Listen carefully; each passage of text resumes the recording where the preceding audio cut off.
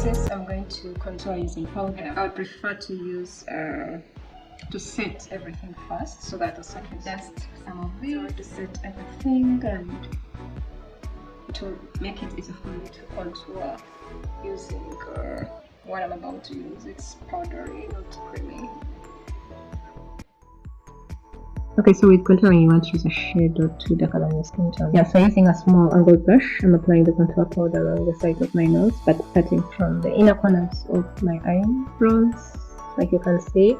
So usually you just draw a straight line down to the tip of your nose, but I'm not trusting my hands. Sometimes my lines are crooked, so this method helps me to be, what would I say, consistent or accurate with the line that I want.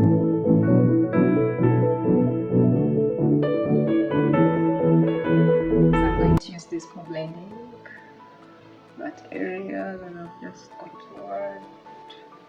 Yeah, you want to blend using a clean brush. The goal basically is to create a natural shadow effect.